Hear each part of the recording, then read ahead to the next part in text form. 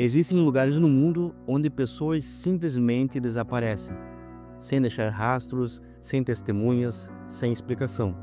E os Montes Apalaches são um desses lugares. Uma cadeia de montanhas densa e isolada, um lugar onde por gerações pessoas relatam coisas que não conseguem explicar. Mas entre todos os desaparecimentos que já aconteceram ali, existe um que talvez seja considerado o mais bizarro de todos, porque envolve um garoto de apenas 6 anos que desapareceu em menos de 5 minutos. E até hoje, ninguém sabe o que realmente aconteceu com ele. Em junho de 1969, a família Martin decidiu fazer algo simples, uma viagem de acampamento, algo que já era uma tradição na família. Eles viajaram até o Parque Nacional das Grandes Montanhas Fumegantes, localizadas no coração dos Montes Apalaches. Esse parque é um dos mais antigos e mais visitados dos Estados Unidos, um lugar gostoso para passear com a família, desde que você não saia da trilha. Caso contrário, você vai se deparar com uma floresta densa, escura e repleta de animais selvagens, um lugar perfeito para um filme de terror.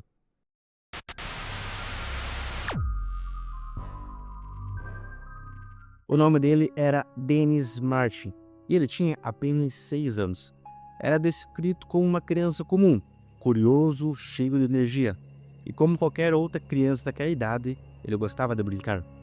Naquele dia, 14 de junho de 1969, Dennis estava com o pai, o irmão mais velho e o avô. Eles estavam em uma área chamada Spencefield, um campo aberto cercado por uma floresta densa. Já era fim de tarde, o clima estava agradável. Nada indicava que algo estava prestes a acontecer. E em um determinado momento, Dennis e algumas outras crianças tiveram uma ideia. Eles decidiram fazer uma brincadeira. O plano era bem simples. As crianças se esconderiam ao redor do caminho em lados diferentes da trilha. E quando os adultos passassem, eles pulariam de surpresa. Dennis então correu em direção à borda da floresta. Ele se escondeu atrás de um arbusto. O pai dele conseguiria vê-lo dali. Dennis estava a poucos metros de distância. O pai dele, William Martin, ainda estava olhando na direção aonde o Dennis tinha se escondido. Ele sabia exatamente aonde o filho estava. Nada parecia fora do normal. Era apenas uma criança se escondendo para uma brincadeira. Logo após as crianças aparecerem para dar o susto, perceberam que o Dennis não estava junto. Então o seu pai foi até o arbusto aonde ele tinha se escondido. Porém o Dennis não estava mais lá. Então começaram a procurar ao redor. Primeiro calmamente, depois com preocupação e logo em seguida com desespero. Ele chamou o nome do filho repetidamente, cada vez mais alto, mas ninguém respondeu. Não havia sons de passos, não havia galhos quebrando, não havia choro, nada. Dennis tinha desaparecido.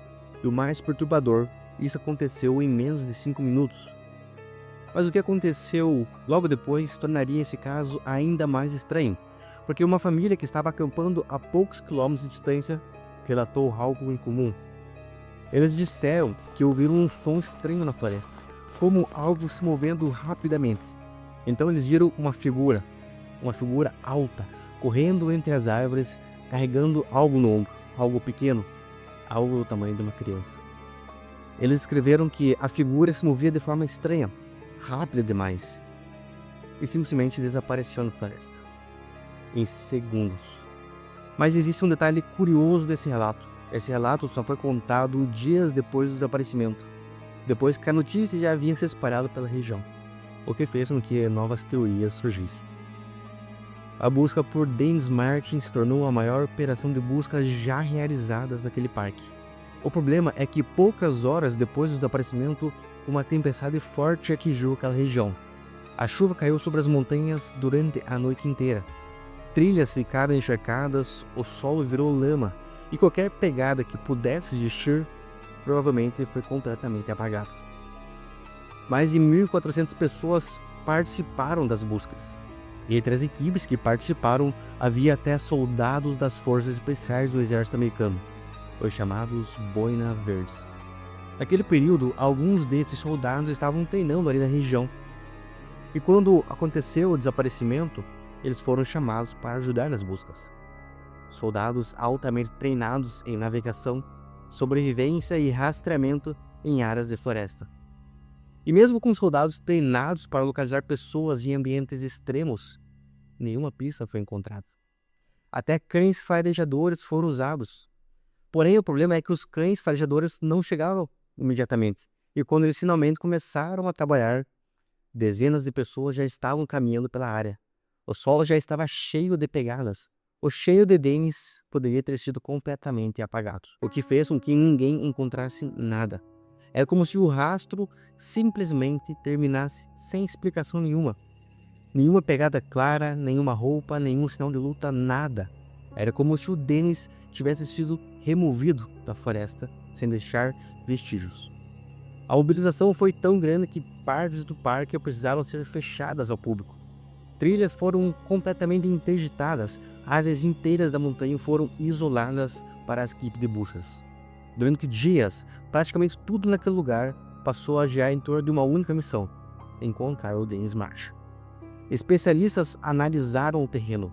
A distância que uma criança de 6 anos conseguiria percorrer naquela montanha não fazia sentido. Spencefield fica em uma região alta, de altitude elevada, com terreno irregular, pedras e vegetação densa ao redor.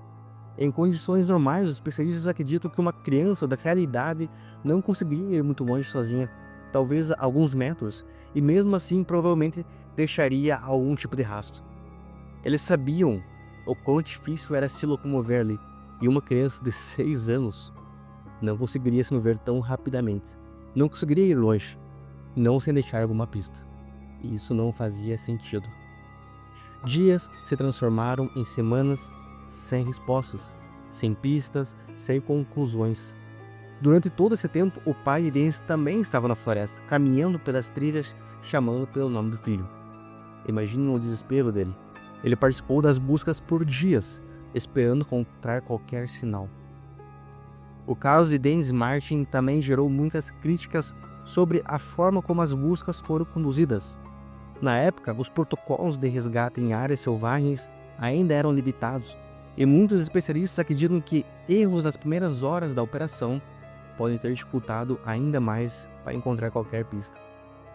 Com o passar dos anos, casos como esse ajudaram a mudar a forma como operações de busca são organizadas em parques nacionais.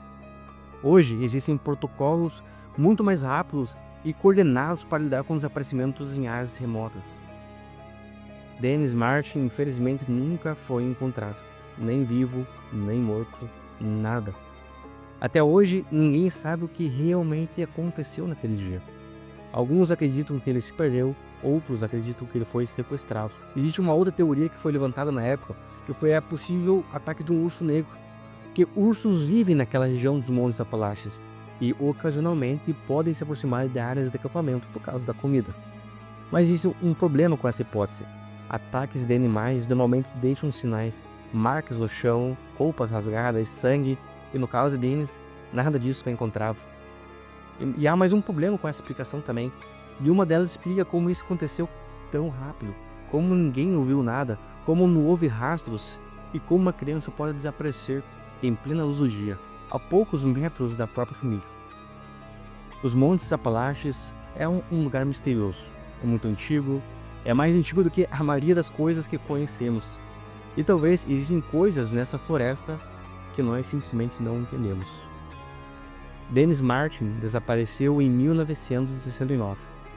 E mais de 50 anos depois, a floresta nunca o devolveu. E provavelmente nunca vai. Se você gostou desse vídeo, se inscreve aqui no canal, deixe a sua opinião aqui nos comentários. O que você acha que realmente aconteceu com Dennis Martin? Um grande abraço e até a próxima.